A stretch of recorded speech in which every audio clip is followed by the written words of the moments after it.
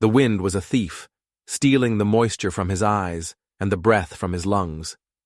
Jarek Dunn leaned into it, his body a familiar bulwark against the grit and howl of the dust-horn wastes.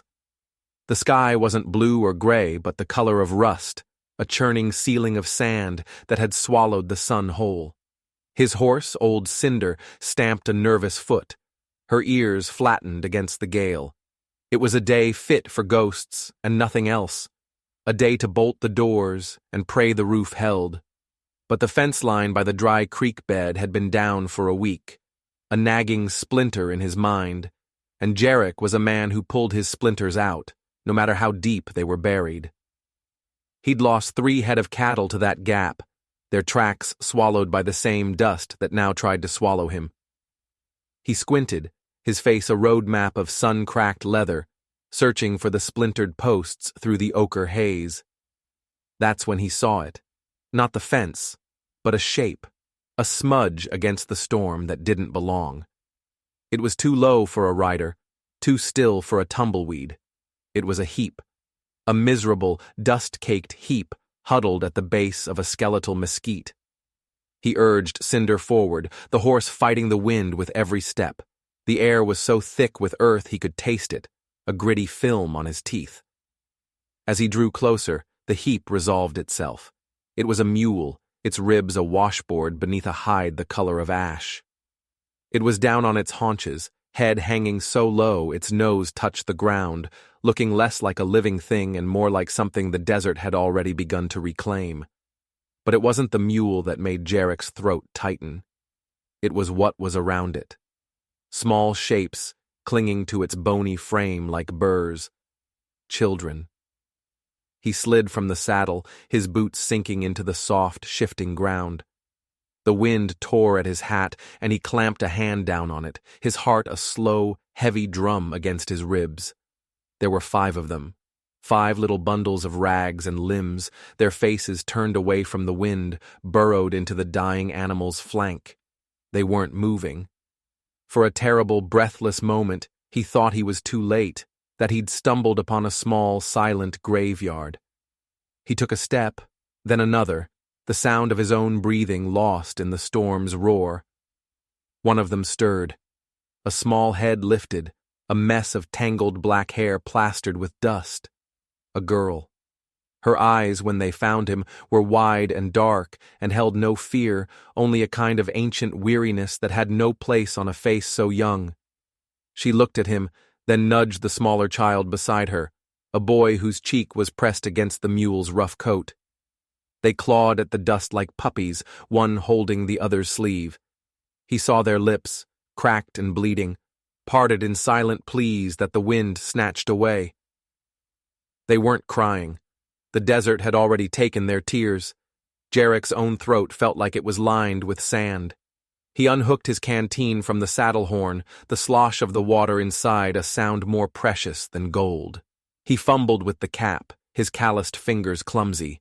He couldn't just pour it into the dirt. He yanked off his hat, the wind immediately whipping his hair across his face, and poured the water into its dusty crown. The felt darkened, soaking up the first few drops before a small pool formed. He knelt, holding it out. The children stared, their eyes fixed on the hat as if it were a holy relic. The oldest girl, the one who had looked at him first, pushed herself forward on her hands and knees. She reached the hat and dipped her face into it, drinking with a desperate, gulping sound. When she lifted her head, water streamed down her chin, washing clean trails through the grime. She looked back at the others, a silent order in her gaze. One by one, they crawled to him. A boy with eyes the color of a summer sky, so pale they seemed to glow in the gloom. A little girl, no older than 4, whose thumb was wedged firmly in her mouth. Another boy, thin as a rail, who coughed a dry, racking cough that shook his whole body. And the last, the smallest, a toddler who could barely crawl, who the oldest girl half-dragged, half-carried to the hat. They drank, their small, chapped mouths pressing against the sweat-stained felt. He refilled the hat twice, emptying his canteen until it was just a hollow, echoing shell. When they were done, they huddled together, their eyes on him, watchful and silent. The oldest girl reached out a hand, not to him, but to the smallest boy, her fingers brushing a strand of hair from his face. It was a gesture of such quiet, practiced care that it struck Jarek harder than the wind. He had seen that look before, in his wife's eyes a lifetime ago. The memory was a sudden, sharp pain, a phantom limb aching with a loss he had long since buried under years of silence and hard work. He looked at the mule. Its eyes were glazed, its breathing a shallow, ragged whisper. It had carried them this far. It had given them its last bit of warmth, its last bit of life. He drew his pistol, the cold steel a familiar weight in his hand. The oldest girl's eyes widened, but she didn't make a sound. She just gathered the others closer, shielding them with her small body. Jarek turned his back to them, to the 5 pairs of eyes watching him, and pressed the muzzle to the mule's head. The shot was a flat, dead sound, swallowed almost instantly by the storm. The mule shuddered once and was still. He stood there for a long moment, the pistol hanging by his side, the smell of gunpowder sharp in the dusty air. He had ended its suffering, but his had just begun. He had a choice. He could ride away. He could leave them to the desert, to the same fate that had claimed their mule. The wastes were full of bones. 5 more would make no difference. No one would ever know. He could ride back to his empty ranch, to the silence of his solitary meals, to the long, dark nights where the only sound was the wind rattling the windows. He could go back to being Jarek Dunn, the man the desert had almost broken, the man who had nothing left to lose. Or he could turn around. He could face the 5 small, silent figures huddled in the dust. He could look into their eyes and see not just their hunger, their thirst, their fear, but his own. He could see the reflection of his own hollowed-out heart, his own barren life. He holstered the pistol and turned around. The oldest girl was still watching him, her expression unreadable. He walked back to them, his steps slow and deliberate. He knelt again so his eyes were level with hers. "What's your name?" he asked, his voice rough from disuse. She hesitated, her gaze flickering to the other children before returning to his. "Ina," she said, her voice a small, hoarse whisper. "And them?" he asked, nodding at the others. "That's Samuel," she said, pointing to the boy with the sky-blue eyes. "And Sarah," the little girl with the thumb in her mouth. "And Luke," the boy who coughed. "And this one," she said, her hand resting on the toddler's head, "is Daniel." Jarek nodded. He looked at each of them, memorizing their faces, their names a strange and foreign litany on his tongue. He had not spoken a child's name in 15 years. He looked at Ina, at the fierce, protective set of her jaw, at the old woman's burden in her 9-year-old eyes. "Where are your folks?" he asked. She shook her head, a small, sharp movement. "Just us," she said. The words hung in the air between them, stark and brutal and absolute. Just us. He looked at their bare feet, cracked and bleeding, at their thin, torn clothes, at the way they huddled together for warmth. He looked at the vast, unforgiving expanse of the dust-horn wastes stretching out in every direction, a sea of sand and rock and wind. And he knew he couldn't leave them. It wasn't a decision, not really. It was a surrender. A giving in to something he hadn't even known he was fighting. He stood up and walked to old Cinder. The horse nuzzled his shoulder, her warm breath a comfort against his cheek. He couldn't carry them all. Not on one horse, not in this storm. He looked back at the children. Ina was watching him, her eyes narrowed with suspicion. She didn't trust him. He couldn't blame her. The world had given her no reason to trust anyone. He had to get them to the ranch. It was 5 miles, maybe more. They couldn't walk it, not in their condition. He looked at the sky, at the churning brown clouds. The storm wasn't letting up. If anything, it was getting worse. He had to do something. Now. He made his decision. He would take the smallest ones first, the ones who couldn't walk. He would take Daniel and Sarah, He would come back for the others. He turned to Ina. "I'm taking the little ones," he said, his voice loud against the wind. "I'll come back for you." She shook her head, her eyes flashing with defiance. "No," she said. "We stay together." "You can't," he said. "You'll die out here." "We stay together," she repeated, her voice unwavering. He saw the stubborn set of her jaw, the fierce loyalty in her eyes, and he knew he couldn't argue with her. She was their mother, their protector, their everything. He couldn't tear them apart. Not now, not ever. He looked at old Cinder, then back at the children. There was only one way. It was a crazy, reckless, stupid idea. But it was the only one he had. He took the saddle off Cinder, the heavy leather a familiar weight in his hands. He dropped it in the dust. He took off the bridle, the bit clinking softly as he unbuckled the straps. He stood before the horse, his hand on her neck, her dark eyes watching him with a calm, steady trust. "Easy, girl," he murmured. "Easy." He turned to the children. "Get on," he said. They stared at him, their eyes wide with confusion. "Get on the horse," he said again, his voice more gentle this time. Ina hesitated, her gaze flickering from him to the horse and back again. "It's all right," he said. "She's a good horse. She'll carry you." He lifted Daniel, the toddler's small body surprisingly light in his arms, and placed him on Cinder's broad back.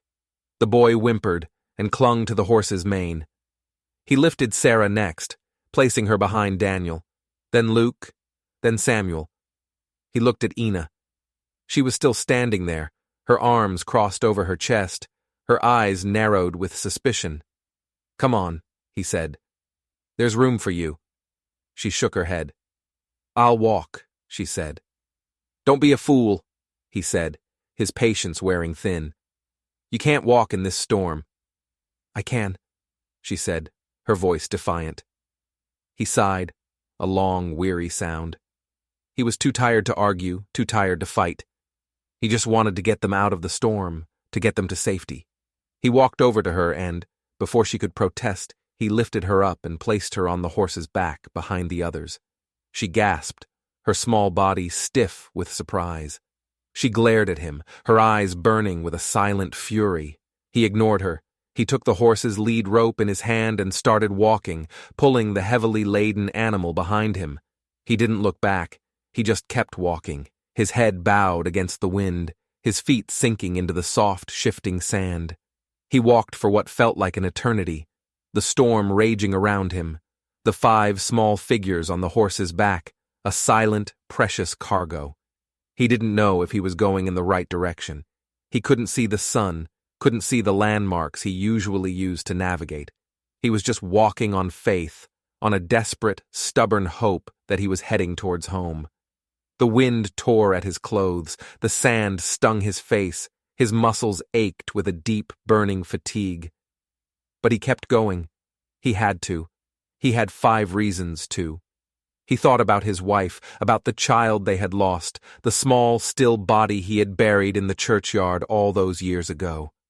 He thought about the silence that had fallen over their lives after that, the silence that had eventually driven her away, back to the city, back to a life where things grew, where there was laughter and noise and color. He had stayed. He had chosen the silence, the emptiness, the harsh, unforgiving beauty of the dust-horn wastes. He had thought it was what he deserved. He had thought it was all he had left. But now, as he trudged through the storm, pulling a horse with 5 children on its back, he wasn't so sure. He felt something stirring inside him, something he hadn't felt in a long, long time. It wasn't hope. Not yet. It was something smaller, more fragile.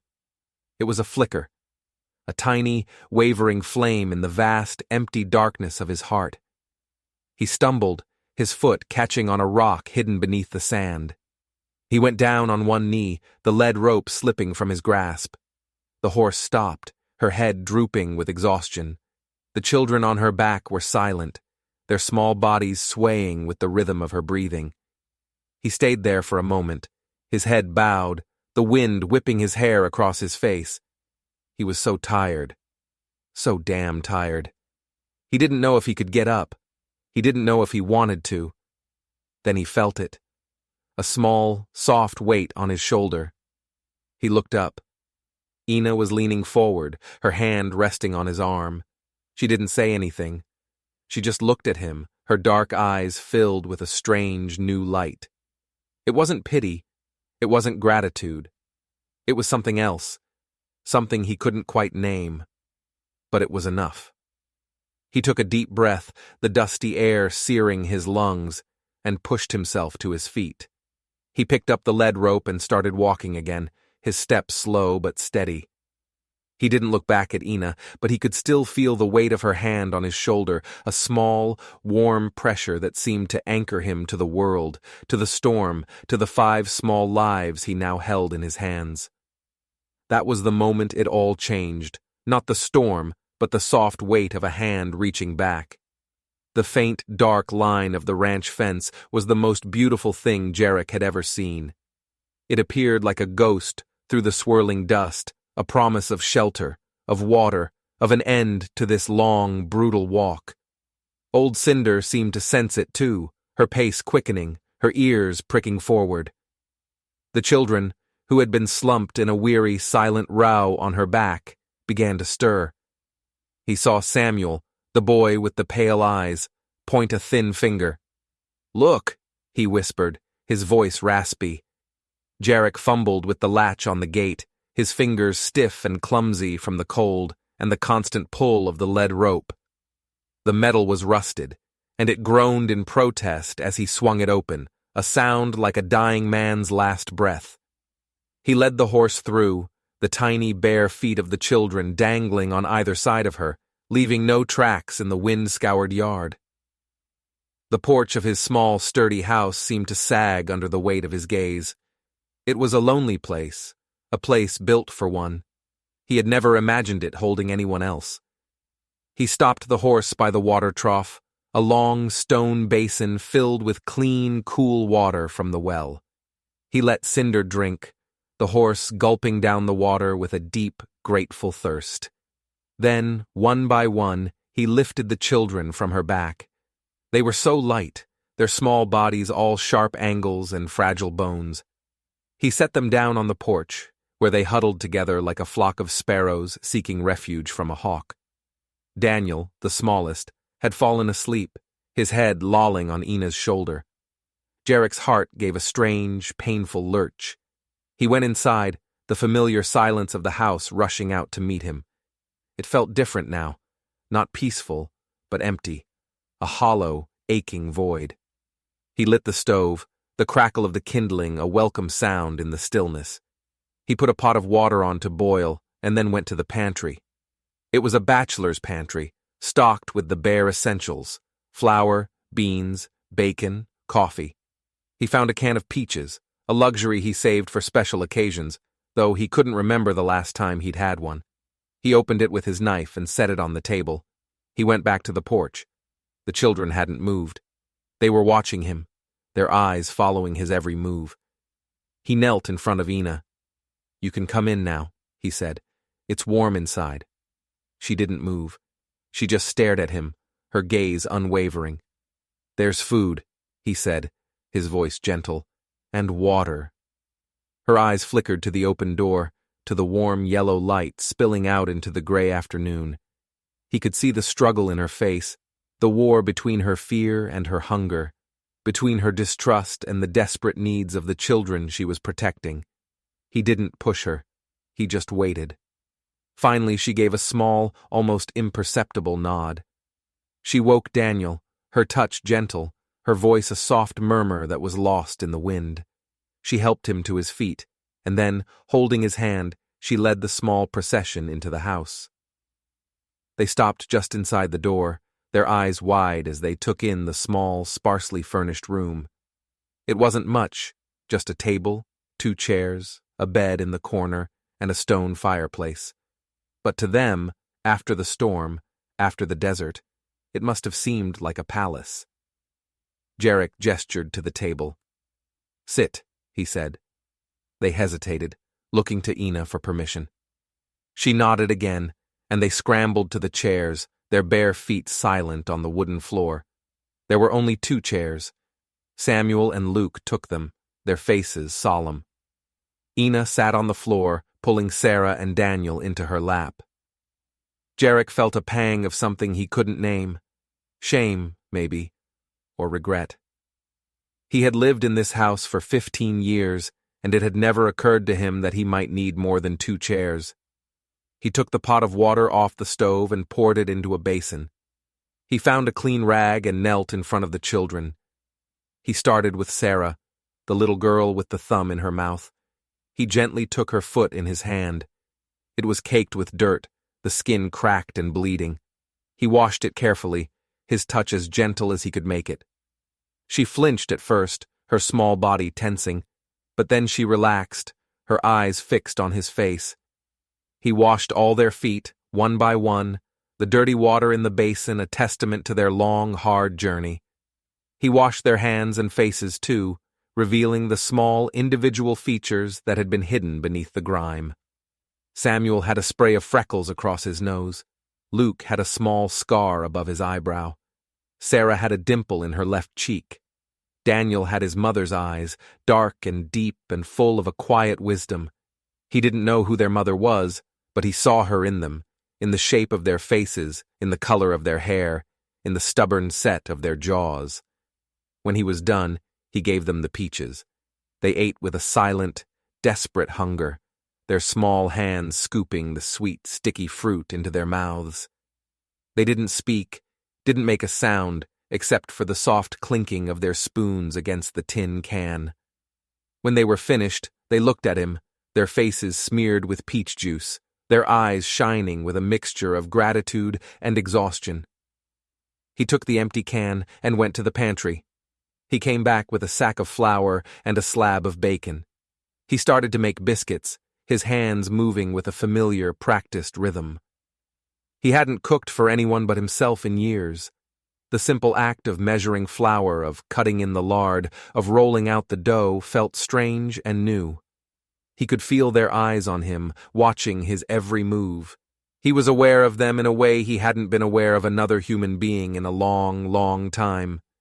He was aware of the sound of their breathing, of the small rustling movements they made, of the warmth of their small bodies in the small room. It was a strange and unsettling feeling. It was like a part of him that had been asleep for years was slowly, painfully waking up. He put the biscuits in the oven and fried the bacon.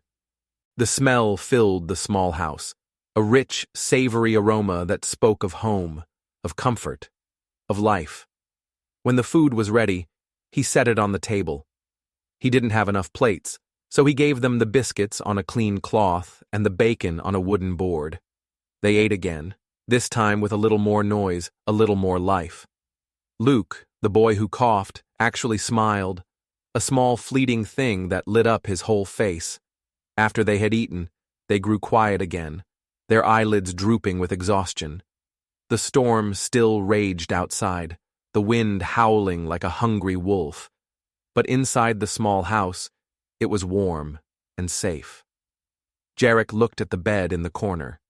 It was his bed, the only bed in the house. He had slept in it alone for 15 years. He couldn't put them all in it. It wasn't big enough. He went to the chest at the foot of his bed and opened it. He took out the blankets he had stored there, blankets that had belonged to his wife, blankets that still smelled faintly of her, of lavender and sunshine. He spread them on the floor in front of the fireplace, making a soft, warm nest for the children. "You can sleep here," he said, his voice rough. Ina looked at the blankets, then at him. He saw a flicker of something in her eyes, a question, a doubt. He understood. He was a stranger, a big, rough-looking man who had appeared out of a storm and brought them to his isolated ranch. She had no reason to trust him. He turned away from her and went to the door. He stood there for a moment, looking out at the storm, at the swirling brown darkness. "I'll be outside," he said, without turning around. "I'll be on the porch. If you need anything, you just have to call." He stepped outside and closed the door behind him, leaving them alone in the warmth and the light. He sat down on the top step of the porch, the cold wood seeping through his clothes. The wind tore at him, the sand stung his face, but he didn't move. He just sat there, listening to the silence from inside the house. It was a different kind of silence now. It wasn't the empty, aching silence of loneliness. It was a full, breathing silence, a silence that was alive with the presence of others. He didn't know how long he sat there. An hour, maybe 2. The storm began to subside, the wind dying down to a low, mournful moan. The sky began to lighten, the rust-colored clouds thinning to reveal a sliver of pale, watery blue. He heard a sound from inside the house, the soft creak of the floorboards. The door opened a crack, and Ina's small, pale face appeared in the opening. She looked at him, her eyes wide and dark in the dim light. "He's coughing again," she said, her voice a small, worried whisper. Jarek stood up and went inside. Luke was sitting up on the blankets, his small body racked with a deep, rattling cough. His face was flushed, his breathing shallow and fast. Jarek knelt beside him and placed a hand on his forehead. He was burning with fever. Jarek's heart sank. He knew that cough. He had heard it before, in the long, dark nights of his own past. It was the cough of pneumonia, the cough that had stolen his own child from him. He looked at Ina, at the fear in her eyes, and he knew he had to do something. He couldn't let it happen again. He couldn't lose another child. "I have to go to town," he said, his voice grim. "I have to get a doctor." Ina's eyes widened. "Town?" she whispered. "It's a long way," he said. "I'll have to leave you here." She looked at Luke, then back at him. "You'll come back?" she asked, her voice small and uncertain. He looked into her eyes, into the dark, trusting pools that held the weight of the world, and he made a promise, a silent, solemn vow that he knew he would keep, no matter what. "I'll come back," he said. He stood up and went to the fireplace. He added more wood to the fire, building it up until it was a roaring blaze. He filled a pot with water and set it on the stove. He looked around the small room, at the 4 sleeping children, at the one who was sick, at the girl who was trying so hard to be brave. He felt a wave of protectiveness so fierce it almost knocked him off his feet. He had to save them. He had to. He went to the door and paused, his hand on the latch. He looked back at Ina. "Keep him warm," he said, "and don't open the door for anyone." She nodded, her small face pale and serious. He stepped out into the cold, clean air of the dawn and saddled old Cinder. The horse was tired, but she was strong, and she knew the way to town. He swung himself into the saddle and urged her into a gallop, his heart pounding with a desperate, urgent rhythm. He rode like a man possessed, the wind whipping at his face, the miles flying by beneath the horse's pounding hooves. He didn't think about the past, about the ghosts that haunted him. He only thought about the future, about the 5 small lives that were now in his hands, about the promise he had made to a little girl with eyes as old as the desert. He had to get back. He had to. He had to save them all. The town of Redemption was little more than a single dusty street lined with weathered, false-fronted buildings. It was a place that clung to life as stubbornly as the sagebrush that grew in the cracks of its boardwalks. Jarek rarely came to town, only when his supplies ran low or his loneliness became a physical ache he could no longer ignore. Today, he rode in not for himself, but for a boy with a fever and a rattling cough. He pulled old Cinder to a halt in front of the doctor's office, the sign above the door. Dr. Elias Thorne, physician and surgeon, swinging on creaking hinges. He dismounted, his legs stiff from the hard ride, and tied the reins to the hitching post. He didn't bother to knock. He burst through the door, bringing the cold morning air in with him. Dr. Thorne, a small, balding man with spectacles perched on the end of his nose, looked up from his desk. his expression a mixture of surprise and annoyance. "Jarek," he said, his voice dry as dust, "to what do I owe this energetic visit?" "It's a boy," Jarek said, his voice rough, his breath coming in ragged gasps. "He's sick, a bad cough, fever." Dr. Thorne raised an eyebrow. "A boy? I wasn't aware you had a son, Jarek." The words hung in the air, sharp and pointed. Jarek ignored them. "He's at my place," he said. "You have to come, now." The doctor sighed, a long, weary sound. He took off his spectacles and polished them with a corner of his vest. "Jarek, I'm a busy man. I have patients here, people who have appointments." "This can't wait," Jarek insisted, his voice rising with a desperate urgency. He took a step closer to the desk, his large frame casting a shadow over the small man. "He's just a little fella. He needs help." Dr. Thorne looked at him, his gaze shrewd and calculating. He had known Jarek for years. He knew about the wife who had left, about the child who had died. He knew about the silence and the solitude. And he saw something in Jarek's eyes now that he had never seen before. Not just desperation, but a fierce, protective fire. He sighed again, but this time it was a sigh of resignation. "All right, Jarek," he said, pushing his chair back from the desk. "All right. Let me get my bag." Jarek waited, pacing the small office like a caged animal. He felt a sense of helplessness he hadn't felt in years. He was a man who could fix a fence, break a horse, survive a sandstorm, but he couldn't fix a sick child. He needed help. He needed the doctor. Dr. Thorne emerged from the back room, his black bag in his hand. "Let's go," he said. They rode out of town together, the doctor on his neat little mare, Jarek on the tired but steady old Cinder. The sun was higher in the sky now, a pale, watery disk that offered little warmth. The air was still and cold, the land silent and empty.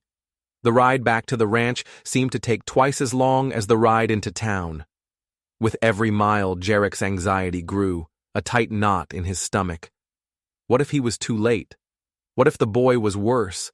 What if he had failed them already? He spurred Cinder on, leaving the doctor to follow in his dust. When he finally saw the ranch house, a small, dark shape against the vast, empty landscape, he felt a surge of relief so powerful it almost made him dizzy. He galloped into the yard and slid from the saddle before the horse had even come to a complete stop. He ran to the porch and threw open the door. The room was warm and quiet. The fire was still burning brightly in the fireplace. The other children were huddled together on the blankets, their eyes wide and frightened. Ina was sitting by Luke's side, wiping his forehead with a damp cloth. She looked up as Jarek entered, her expression a mixture of relief and fear. "He's worse," she whispered, her voice trembling. Jarek knelt beside the boy. Luke's face was flushed, his lips dry and cracked. His breathing was a shallow, ragged sound, each breath a painful struggle. Jarek placed a hand on his forehead. The fever was higher now, a dry, burning heat that seemed to radiate from the boy's small body. Dr. Thorne arrived a few minutes later, his face grim as he took in the scene. He set his bag on the table and went to the boy. He listened to his chest with his stethoscope, his expression growing more serious with each rattling breath. He looked at Jarek. "Pneumonia," he said, his voice low and grave. "A bad case of it." He opened his bag and took out a small bottle of dark liquid and a syringe. "I'm going to give him something for the fever," he said, "and something to help him breathe. But I'm not going to lie to you, Jarek. He's a very sick boy." Jarek watched as the doctor administered the medicine, his hands surprisingly gentle as he held the boy's thin arm. Luke whimpered, a small, weak sound that tore at Jarek's heart. "What else can we do?" Jarek asked, his voice hoarse. "Keep him warm," the doctor said, "and keep him hydrated. Broth if you have it. Water if you don't. And pray. Sometimes that's all you can do." He stayed for another hour, monitoring the boy's condition. The medicine seemed to help. The fever went down a little, and the boy's breathing became a little easier. But he was still weak, still fragile, still hovering on the edge between life and death. When the doctor finally left, he paused at the door and looked back at Jarek. "Where did they come from, Jarek?"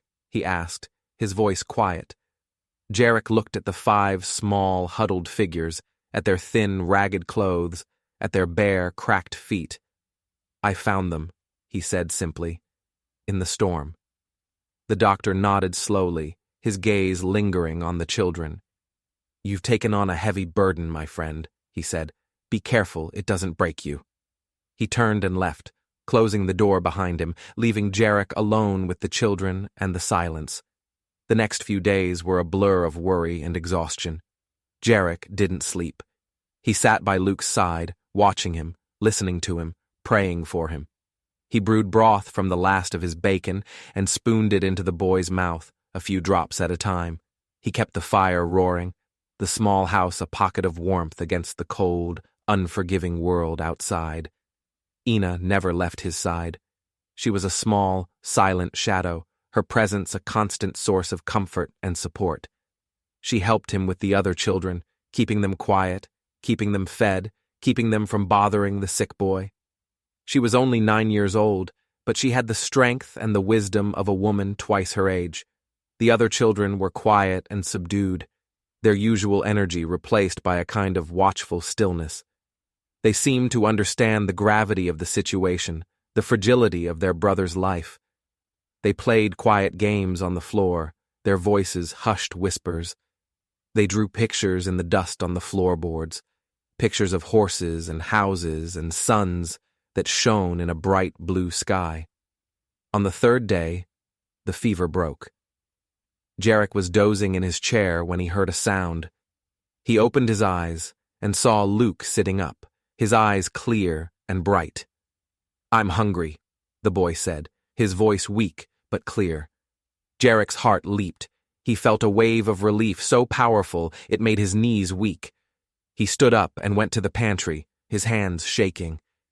He made a thin gruel of flour and water and brought it to the boy. Luke ate it all, his small spoon scraping the bottom of the bowl.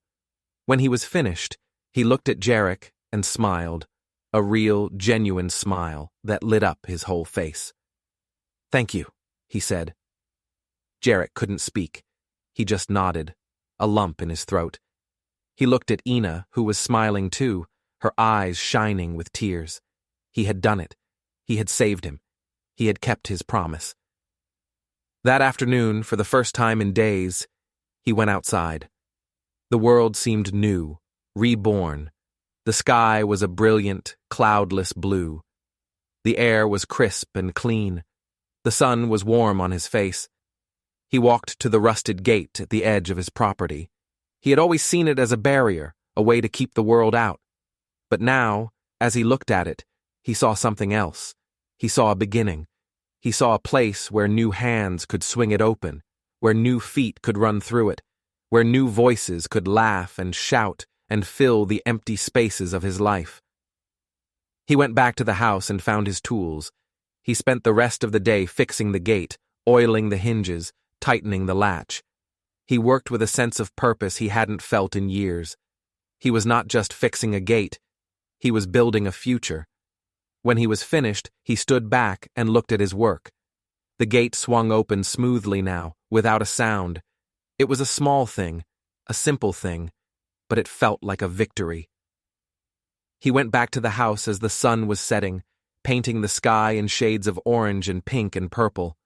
The children were sitting on the porch, watching the sunset. They were all there, all 5 of them, their small faces turned towards the light. He sat down with them, on the top step of the porch he had always occupied alone. He didn't say anything.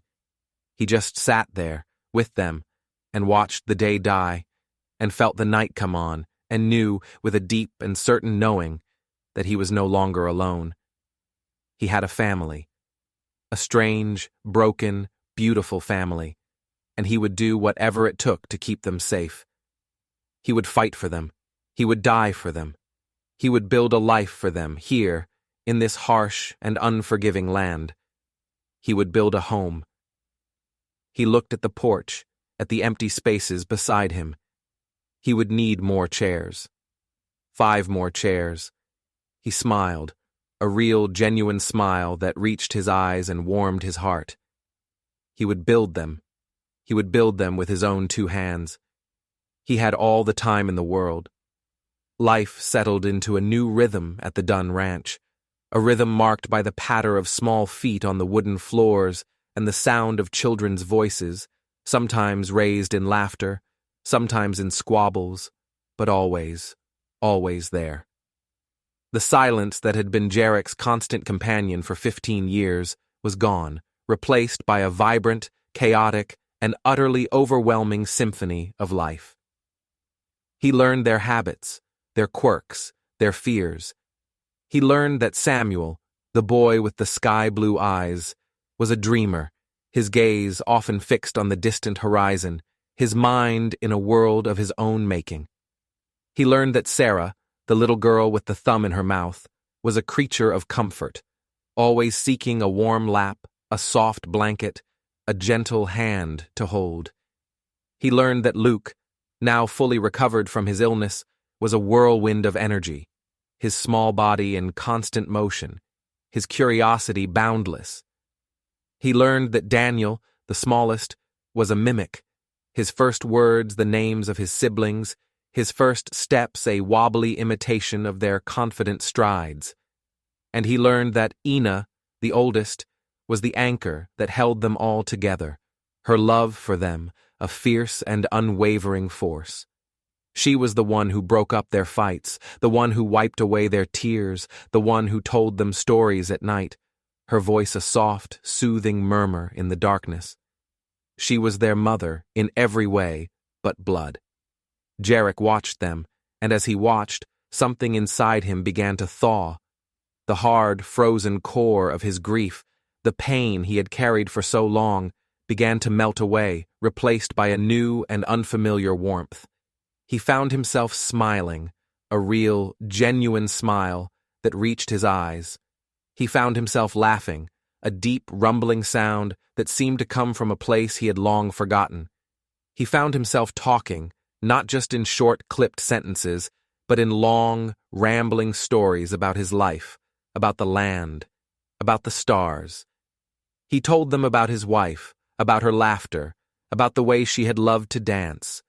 He told them about the child they had lost, about the small, perfect face he would never forget. He told them things he had never told anyone, things he had locked away in the deepest, darkest corners of his heart. And as he spoke, he felt the weight of his past begin to lift. He was no longer just a man defined by his losses. He was a man defined by his love, by his care, by his devotion to these 5 small, miraculous children who had stumbled into his life and turned it upside down. He taught them about the ranch, about the land, about the animals. He taught them how to mend a fence, how to feed the chickens, how to milk the cow. He taught them how to ride old Cinder, their small bodies bouncing in the saddle, their faces alight with a mixture of fear and exhilaration. He taught them how to read and write, using a piece of charcoal on a smooth, flat stone. He taught them the names of the constellations, pointing them out in the vast, star-dusted canvas of the night sky. He was their teacher, their protector, their father. He built the 5 small chairs he had promised himself he would build. He made them from scraps of wood he found in the barn, his calloused hands carefully shaping each piece, his knife carving their names into the backs: Ina, Samuel, Sarah, Luke, Daniel. He set them on the porch, a neat row of 5, a testament to his new life, his new family. He took them to town one day, all 5 of them piled into the back of his wagon, their faces scrubbed clean, their hair neatly combed. He bought them new clothes, sturdy boots, and warm coats for the coming winter. He bought them candy at the general store, their eyes wide with wonder at the colorful jars of sweets. The townspeople watched them, their expressions a mixture of curiosity and suspicion. They whispered behind their hands, their gazes following Jarek, and his strange, ragged flock of children. He ignored them. He held his head high, his hand resting on Daniel's small shoulder, his heart full of a fierce, protective pride. He was their father, and he would not be ashamed. But the whispers followed him like a persistent shadow. They grew louder, more insistent. They questioned his right to keep the children. They questioned his ability to care for them. They questioned his motives. One day the sheriff came to the ranch. He was a big man with a hard face and a cold, empty gaze. He stood on the porch, his hand resting on the butt of his gun, and looked at Jarek with a mixture of pity and contempt. "Jarek," he said, his voice flat and devoid of emotion, "I've had some complaints." "Complaints?" Jarek asked, his voice tight. "About the children," the sheriff said. "People are concerned. They say you're not fit to raise them. They say you're a drunk, a recluse, a man who can't even take care of himself, let alone 5 children." Jarek's hands clenched into fists at his sides. He wanted to hit the man, to wipe the smug, self-righteous look off his face. But he knew it would do no good. He had to be smart. He had to be calm. "They're wrong," he said, his voice low and steady. "I love these children. I'm taking care of them." The sheriff snorted. "Love?" he said, his voice dripping with sarcasm. "What do you know about love, Jarek? You, who drove your own wife away, who let your own child die." The words were like a knife in Jarek's gut. He staggered back, the color draining from his face. The old pain, the old grief, the old guilt came rushing back, a tidal wave of despair that threatened to drown him. He saw the sheriff's eyes flicker with a cruel, triumphant light. He had found Jarek's weakness. He had found his wound. "I'm taking the children," the sheriff said, his voice hard and final. "I'm taking them to the orphanage in the city. They'll be better off there." "No," Jarek whispered, his voice a hoarse, broken sound. "You can't." "I can," the sheriff said, "and I will. I have a court order." He held out a piece of paper, the official seal of the county court gleaming in the sunlight. Jarek stared at it, his vision blurring with tears. He couldn't lose them. He couldn't. They were his life now. They were his reason for living. He looked past the sheriff to the children who were huddled together on the porch, their faces pale with fear. He saw Ina, her eyes burning with a fierce, protective fire.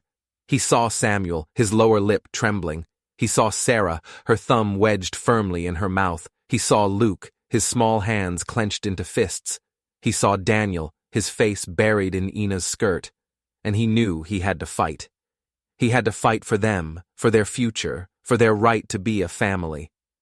He looked at the sheriff, his eyes blazing with a new and terrible light. "No," he said, his voice no longer a whisper, but a roar. "You will not take them." The sheriff's hand went to his gun. "Don't be a fool, Jarek," he said, his voice low and dangerous. "Don't make me do something we'll both regret." Jarek didn't move. He just stood there, his body a shield between the sheriff and the children, his heart a fortress of love and defiance. "You'll have to kill me first," he said, his voice quiet but unwavering. They stood there for a long, tense moment, the only sound the wind whistling through the eaves of the house. The sheriff's eyes narrowed, his finger tightening on the trigger of his gun. Jarek didn't flinch. He just stared back at him, his gaze steady and unafraid. He was ready to die. He was ready to die for his children. Finally, the sheriff's gaze wavered. He let out a long, slow breath, and his hand dropped from his gun. "You're a fool, Jarek Dunn," he said, his voice laced with a grudging respect. "A damn fool, but you're a brave one. I'll give you that." He turned and walked away, his boots crunching on the gravel path. He didn't look back. Jarek stood there for a long time after he was gone, his body trembling with the aftermath of the confrontation. He felt a small hand slip into his. He looked down and saw Ina standing beside him, her eyes shining with a fierce, unwavering loyalty. "We're not going anywhere," she said, her voice small but strong. He squeezed her hand, his heart overflowing with a love so powerful it felt like it would burst. "No," he said, his voice thick with emotion. "You're not. You're home." He knew the fight wasn't over. He knew the town, the law, the world would not give up so easily. He knew he would have to go to court, to face the judge, to plead his case. He was a quiet man, a man of few words. He hadn't spoken in a public forum in 15 years. The thought of it filled him with a cold, paralyzing dread. But he would do it.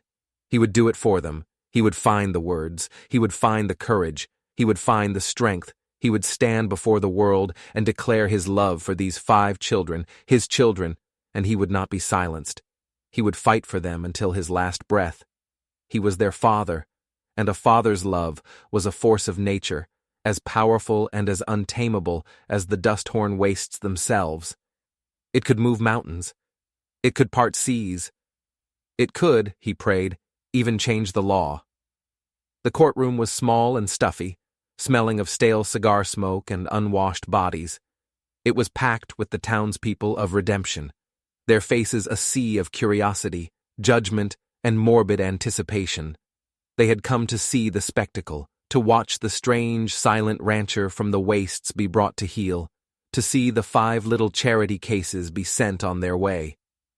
Jarek stood at the front of the room, his hands clasped behind his back, his new store-bought suit feeling stiff and foreign on his body. The children sat on a bench behind him, scrubbed and neat, their eyes wide and fearful. Ina held Daniel on her lap, her arm wrapped tightly around him, her gaze fixed on Jarek's back, as if she could will her own strength into him. Dr. Thorne sat beside them, a silent, stoic ally in a room full of enemies. The judge, a man named Hargrove, was a stern, sour-faced individual with a gavel he wielded like a weapon. He looked down at Jarek from his high bench, his eyes cold and dismissive. The town prosecutor, a slick, weaselly man named Abernathy, laid out the case against him. He painted a picture of Jarek as an unfit guardian, a hermit, a man broken by grief, living in squalor and neglect. He called witnesses. The sheriff, who spoke of Jarek's reclusiveness and the initial state of the children. The general store owner, who testified that Jarek rarely came to town and seemed to have no connection to the community. A woman from the church ladies' auxiliary, who clucked her tongue and spoke of the children's lack of proper religious instruction. With every word, Jarek felt himself shrinking, the weight of their judgment pressing down on him. He felt the old silence creeping back, a familiar shroud that threatened to suffocate him. He had no words to fight back with. He was just a rancher, a man of the land, not of the law.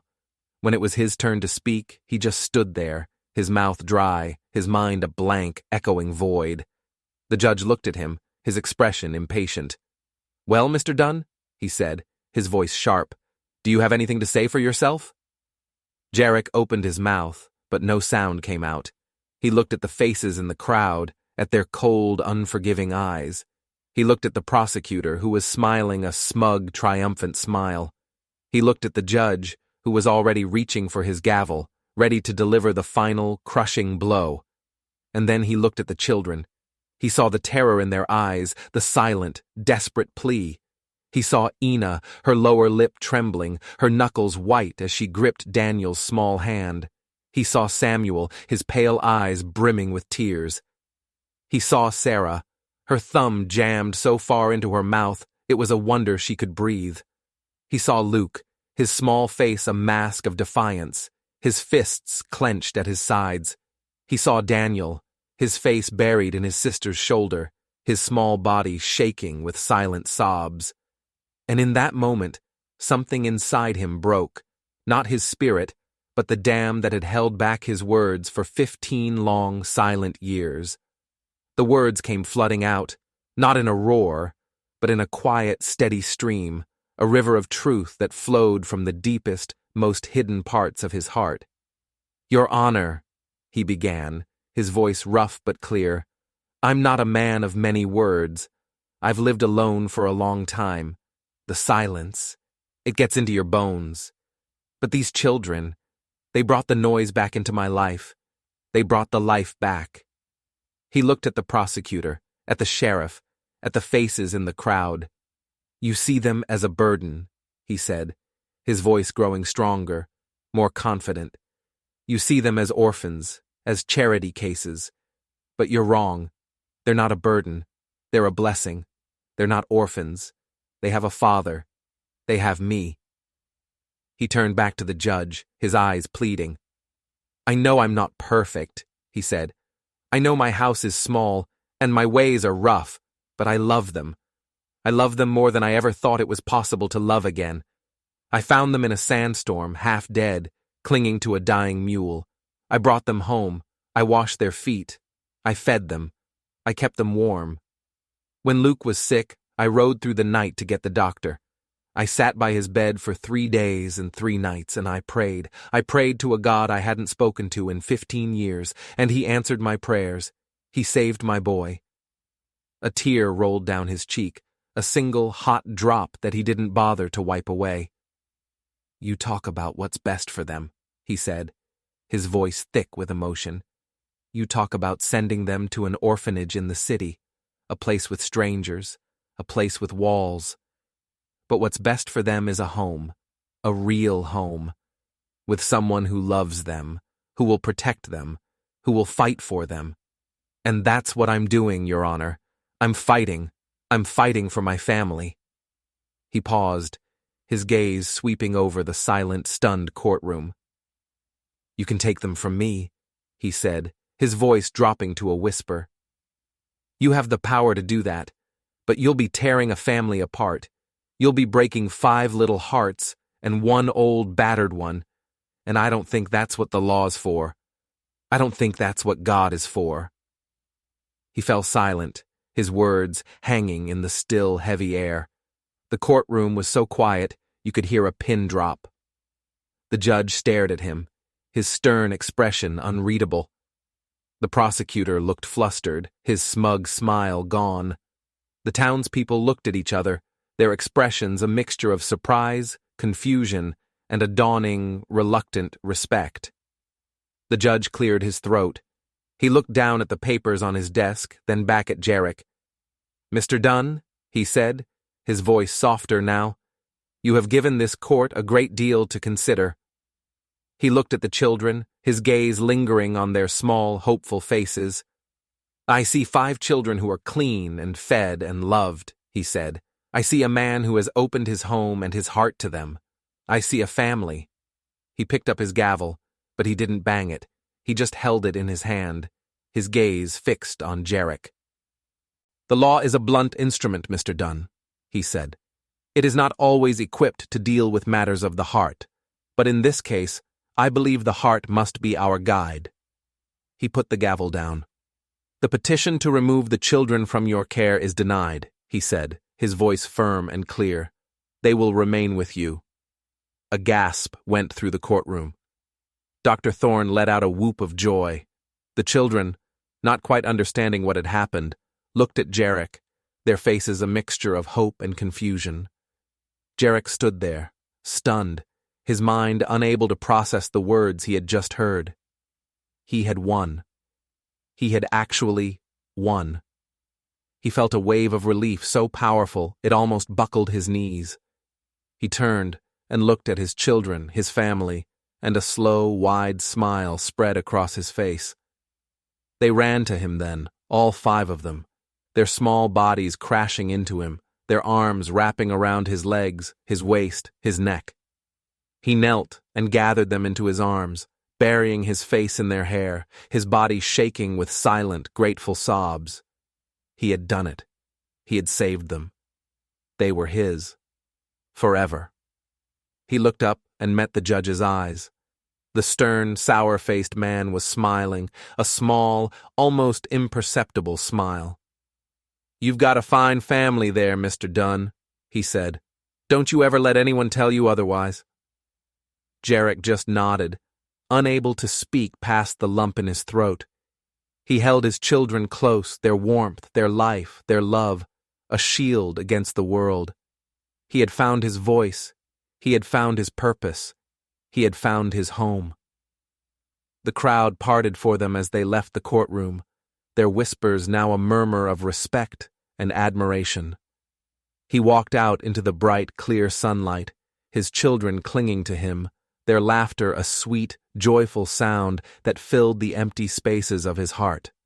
He loaded them into the wagon and started the long journey home, not to a lonely ranch in the dust-torn wastes, but to a place of love, of laughter, of life. A place where a rusted gate swung open to welcome them, where 5 small chairs sat waiting on the porch, where a family had been forged not by blood, but by a love that was stronger than any law, any storm, any silence. The papers were signed in the judge's chambers the following week. The ink was black and official, the language full of legal terms Jarek didn't understand, but he knew what it meant. It meant they were his, legally, irrevocably, his sons, his daughters. He signed the papers with shaking hands, then wrote their names on the barn door. Ine, Samuel, Sarah, Luke, Daniel, Dunn. He carved the letters deep into the weathered wood, a permanent declaration of his love, his commitment, his family. The old faded letters of his own name, Jerik, seemed to stand a little taller, a little prouder, now that they were no longer alone. He stepped back and looked at his work, his heart full to bursting. The sun was setting, casting long shadows across the yard. The children were playing by the water trough, their laughter echoing in the still evening air. Old Cinder watched them from the corral, her ears pricked forward, her dark eyes soft and knowing. He looked at the house, at the warm, yellow light spilling from the windows, at the smoke curling from the chimney. It was no longer just a house. It was a home. He had built it with his own 2 hands, not with wood and nails, but with love and patience and a fierce, unwavering devotion. He had found his redemption, not in a town of that name, but in the hearts of 5 small children who had wandered out of the desert and into his life. He was no longer Jarek Dunn, the silent, broken rancher. He was a father, and that was all that mattered. He called to them, his voice strong and clear, and they came running, their faces bright with love, their small hands reaching for his. He gathered them close, his arms a fortress around them, and together they walked towards the house, towards the light, towards the future he had never dared to dream of, a future filled with the messy, chaotic, and beautiful music of a family. The dust-torn wastes were still a harsh and unforgiving land. The wind still howled, the sun still beat down, the storms still raged. But for one small, stubborn family in a small, sturdy house with a big open gate, it was paradise. It was home. And that was enough. It was more than enough. It was everything.